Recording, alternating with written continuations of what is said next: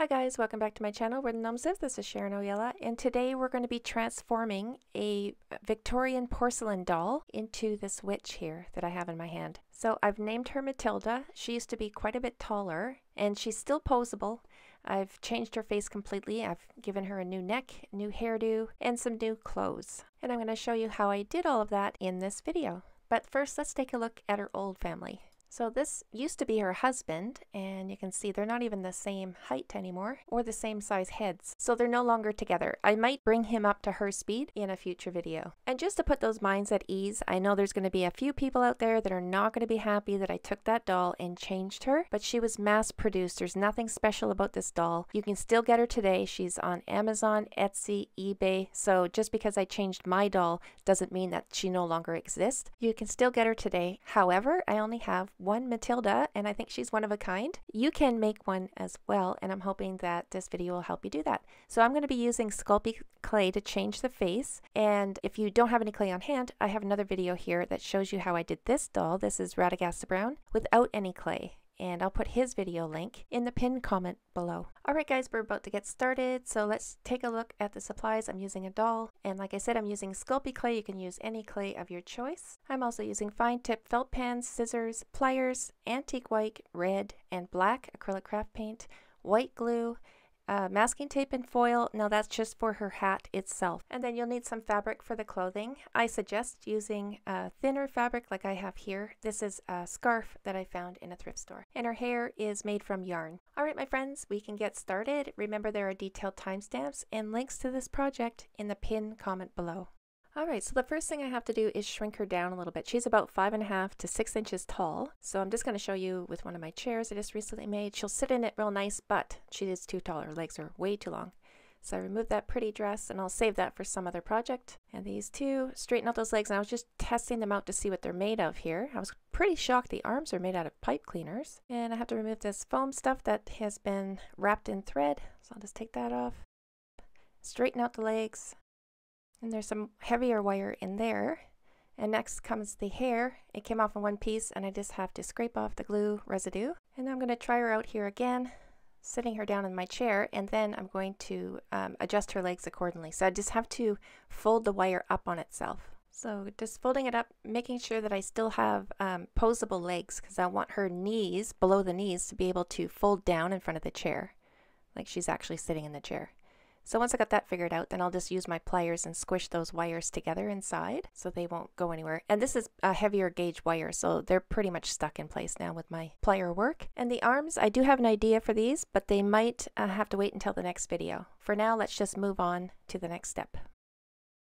Alright, so we're ready for the new face. I'm just going to take a thin piece of clay. Now I had no idea how this was going to work, so I just have to start somewhere, right? So thin piece of clay, I'm just going to cover her face and smooth it all into her neck area, make sure there's no air bubbles under there. And then I needed a face to look at. Just for inspiration, this was a great help to me just to even start the eyeballs, because it was a little bit overwhelming at this point because I really wanted to make a great video for you guys, but I'm not an expert at this. So whenever I'm feeling like this, I just have to start somewhere. So a picture to look at, and I'll place my thumb there so I know where the forehead's going to be, and I'll poke a couple of holes for the eyeballs. I'm using a blunt end tool here. It has a little ball point on the end. And now we're started with the eyes. These will change shape and size, of course, as we move forward. But now I know where the nose is going to go. So I'm just going to do a basic shape nose. This is going to change quite a bit, but I just need to get it in place. Once I get it positioned, then I can use my tool to smooth it into the rest of the clay. And I'll keep adjusting these eyes. You'll see me throughout the video. I'm always back at the eyes, just figuring those out and pushing them into shape. Now I'm going to take a flat tool, like a spatula type tool, and I'm going to pull down, which would be the space between the top lip and underneath the nose. I'm just going to gently pull that down. And I'm working gently because this clay is very soft and it's very easy to manipulate. So, alright, so we got started there. Now I'm going to add the chin, and this piece is going to be too big. I didn't know it at the time, so I'm going to stick it on there and think, nope, I'm going to take that off, take the edges off, shrink it down a little bit, add a little bit of shape, and then place that back on there. And I'm happier with that, so now I'll just blend that part in. And you'll notice that I am moving around the face and working on different pieces at a time. And that's because I'm kind of building it little bits at a time. I'm not too sure what to do with the chin at this point. I just know I want it in place. And then I'll move on to the cheekbones. We'll come back to the chin later on. So moving on to the cheekbones, I'll just take a little piece here, mold that into shape, and then place that on there. Before I blend this one in, I'm going to make another one so I can see the exact same size that I need. It's a good idea to do that before you start blending, for me anyway, because I could blend that one cheekbone in and then forget how big of a piece I put on there. Alright, so now we're just going to blend those two in and we'll be right back. Alright, once I got those blended in, I was back at the eyes again, just pulling the sides of them outwards towards the cheekbones. And then I'm going to be adding the puffy part underneath the eye, but I did lose most of this shape as I move forward in the project, so I will be adding to it. At least I have a good idea now what I'm doing, and I have a good map to work with. But we'll leave the eyes for now and we'll carry on with the nose. So I'm going to hold the top of the nose with my finger and then pushing up with my ballpoint tool there to create the nostrils and to create that little bump on each side of the nostril. And that is looking really good. I'm really happy with that. So now I'm going to move on and add some lips. I'm just going to shape out a little tube shape here, place it in, and then blend that into the face. And you just keep blending and pushing, manipulating that clay until you have a bit of a shape that you're happy with. And then you can move on to the bottom lip. You can always come back and reshape the top lip. Oh, back at the eyes again. Here I'm going to be adding some wrinkles. And she does need eyebrows, so I'm going to put a little tube shape just above her eyes, and then I'll blend that in to make the eyebrow area. And I'll be adding wrinkles too. Of course, like a wrinkled forehead. I could have done a little bit more clay here, but I did what I did, and I think it turned out okay. But I could have added a little bit more clay up here. But I'm just blending this in and adding the wrinkles as I go and checking that out. Looking pretty good. I'm going to add wrinkles right across her whole forehead. So just adding those in now. And now I'm going to add the bottom part of her face. This piece was too big, so I took some off. And it's just a thin piece of clay. Now remember when I said always do pairs at the same time? I didn't do that here and I should have. But I managed to make it work, but I should have made the other side first before blending all this in.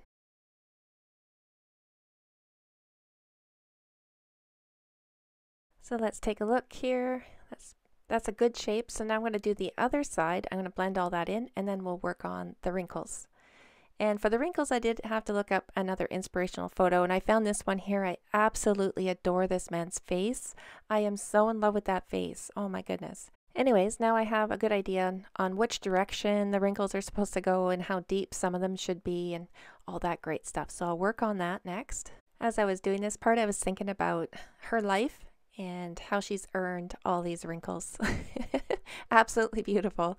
I do need to work a little bit more on those wrinkles, but now we're going to move on to the eyeballs. I've already done the one side, and I'm going to be honest, I did struggle figuring this part out. So I got a little tiny ball of clay. I made a little bit more of a hole in the eyeball socket, but that didn't work out so well for me, and that was my mistake. I should have just placed or made the hole with my tool, place the ball in there, and then make eyelids and place them over that. But instead I tried to shape around that eyeball, and that was a little bit difficult for me. So one of the eyeballs isn't as smooth as the other one, but oh well, we finally got there.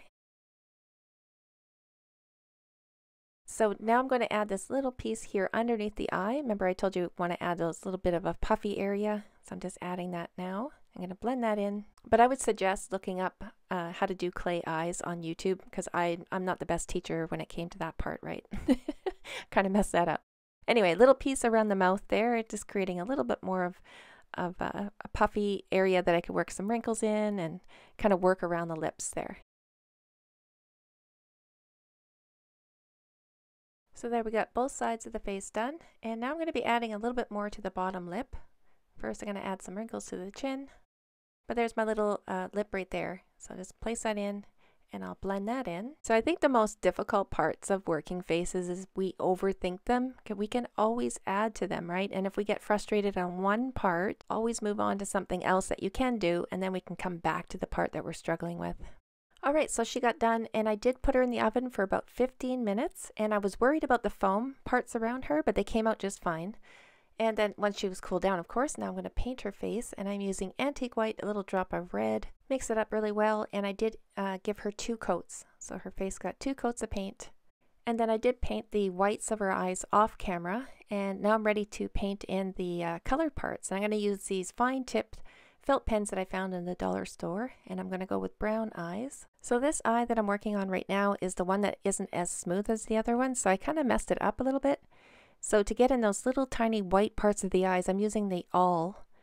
A pin would have worked as well. Dip that in the white paint and then fix up those areas that I messed up. And that worked out so well, I decided to use the awl to add in the pupil part. And of course I painted her lips with a little bit of red paint. And then I realized when I was doing that little shot there that her neck doesn't match her face. So I had to add a little piece here, and I'll shape this out and then wrinkle it out as well. And I'll be adding a little bit of liquid Sculpey around the edges. And you want to add the liquid Sculpey when you've baked clay and you're adding to it. Okay, so I didn't do that with the head because that was all soft clay and it wrapped all the way around. Alright, so she is definitely too pink to be an old lady gardener witch. She needs a little bit of sun. So I took raw sienna and mostly water and just testing on the back of the head there to make sure I got the right tone. So mostly water and just a tint of that color. And I'm just going to brush that all over. Alright, so we're almost ready to start dressing her. A couple of things I have to take care of. I'm just going to reattach the foam I had removed. And the one piece on the leg here, I'm just going to wrap some thread around just to tidy that piece up. And then the bigger piece here, I'll just add a couple of stitches in the back to attach this one.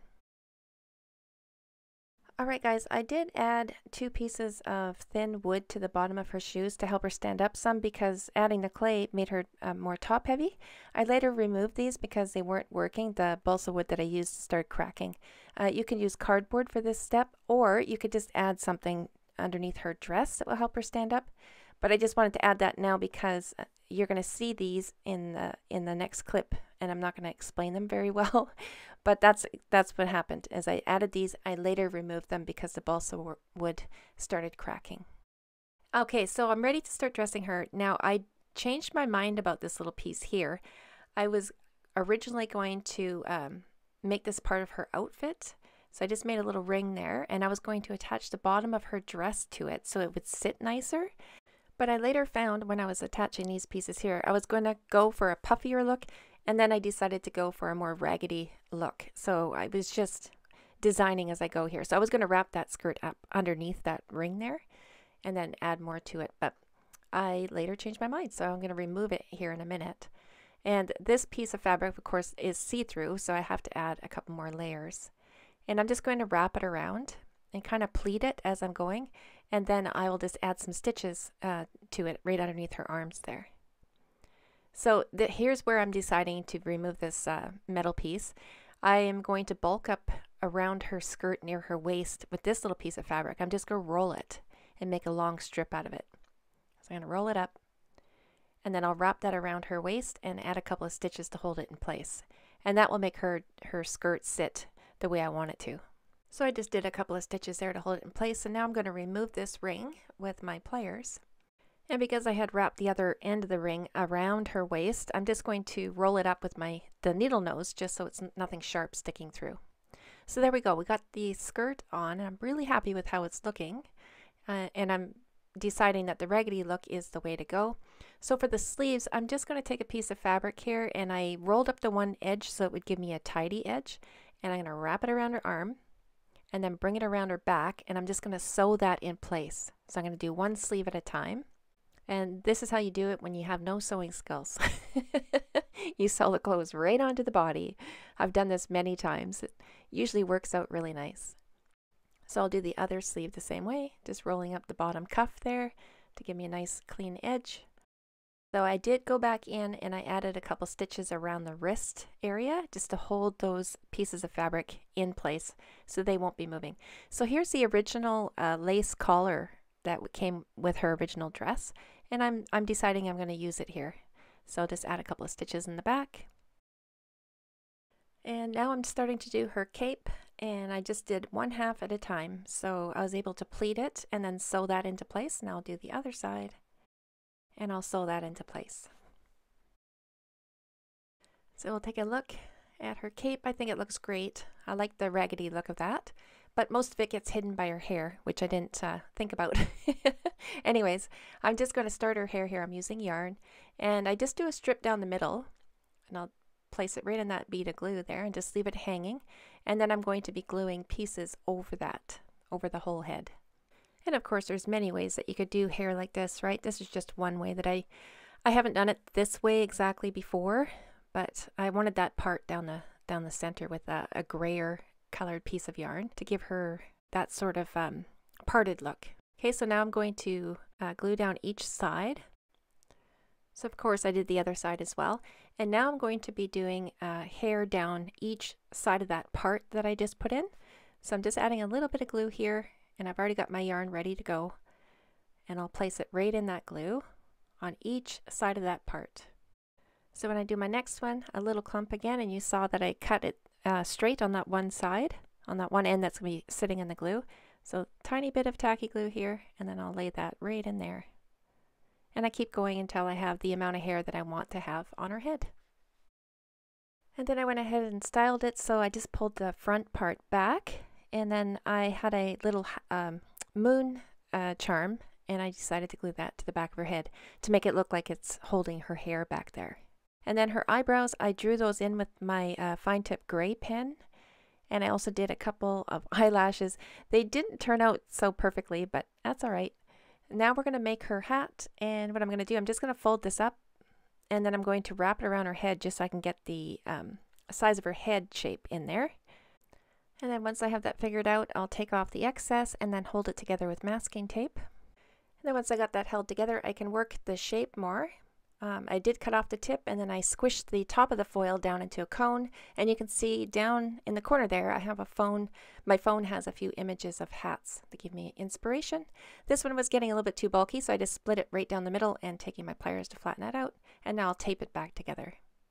And to make this super easy on myself, I'm just going to put the cone right on top of a piece of foil and tape that down, and then I'll cut out the circle part for the rim. And then all I have to do now is just slit the bottom and add my masking tape. And now I'm going to cover the whole thing with fabric. I'm going to do the rim first. So I just cut a hole there, so it will go right over top. Now I'm going to make slits around. This will make it easier when I fold the fabric into the hat itself. So slit right up to the rim there. Now I'll add my glue, and then I'll put my fabric right on top. And now I can add the glue at the bottom, and then I can paint the glue over the fabric. And this is where I can cut off the excess as I go. So I'll just take my time. I'll put all my little separate sections in, and whatever is too much I'll just cut off and try to work out as many wrinkles as possible. And then I'll let that rim dry before I do the cone. So there, it's all dry now. I can do the cone itself. And same thing, I'm just going to wrap this around. I'm not going to worry about the shape or anything. Just going to make sure I have enough to make it around and cut off the excess. And I'll add my glue. And the fabric back on there, and again it's still going to need some cutting down, so I'll just get it into place, and as soon as I know it will reach all the way around, then I can cut off that excess. Now I'll just cover the whole thing with glue again. I am going to add a bit of a tip here, so another piece of fabric, saturate that with the glue, and I'll work it into a tip on the top of the hat, make it look like it's bent over. And then all I have to do now is just let the whole thing dry. I was debating if I should leave the hat the way it is, but then I decided to paint it so it would match her collar. So I'm using texture paint, and that's just thickening up the acrylic craft paint that I have by using baking soda. You can also use baby powder. I'll let you Google how to do that. I just put a little bit in the paint. If you put a little bit too much, then the paint will get a white film on it. Not a big deal. I just paint over that. So this texture paint here, I'm going to do 2 coats on the hat, and then we'll be right back. Alright, so there it is, all dry, and you can see the white film on there, and all that is the sodium from the baking soda that I used. If you use baby powder, you won't get that. All I do to cover that up is just add straight paint to it. So I'm just going to paint this over, and I'll let it dry. Once it was dry, I did glue on a strip of that fabric that I made her dress out of. So let's take a closer look here. So you can see the texture paint on top. I did not put any under the rim, so you can see the difference there. Just so you can see what that looks like. And now I'm going to make her broom. I'm just going to use a piece of twig that I found in my yard and a little bit of moss from the forest that's already been dried. And of course you can use anything for the broom part. You can use straw, yarn, twine, anything that you have on hand. I'm just using moss because I had it. Once I had it, the tacky glue in the end of the stick, and then I put my moss into it, I did wrap wire around that. And then I decided I actually wanted the broom to stand up on its own, so I'm going to be adding a wire here. So I just made a little circle at the bottom, as you can see, and I thought I could shove it up through the center, but no, I can't do that. So I'm going to put it on the back, and then I'm going to be adding some more moss around it. If I would have thought this ahead of time, of course, I would have done that a little bit differently. So let's take a closer look here. You can see the wire in there. So I just coiled the bottom, and then the stem is up here underneath the moss, and then I rewrapped the wire, and it stands up perfectly on its own. And I don't think I mentioned this in the video. I did not make her ears because I knew her hair was going to be hiding those. Okay, so I didn't see the point in that time that would have been spent on those. And you can see she's standing up perfectly on her own, and that's because I took a thin, like a little dowel, and then I wrapped some fabric around it, and I just put it in her back there. So it touches the ground with her feet and helps her stand up. I'm going to be removing that because I need her to be posable in the dollhouse. I do want her to be sitting in those chairs and stuff. So, and I didn't do anything with her arms. I'm just pointing to those because those are pipe cleaner. Remember when I showed you that? And you can easily just shove those up. And if you want to know for length, just stand up and put your hands at your side and just see where your fingers stop on your legs, and then you can kind of gauge that when you're working out your doll or your foil form. Alright guys, that brings us to the end of this video. I hope you found it helpful. If you did, give it a thumbs up, share with your friends. And this doll was made for the pumpkin house, and I'm going to be putting a video together showing her in that as soon as I can. I know today's Halloween, but we made it. We got her made, and I'm so excited about that. She's going to be in many future stories. Thanks so much for watching, and we'll see you in the next one.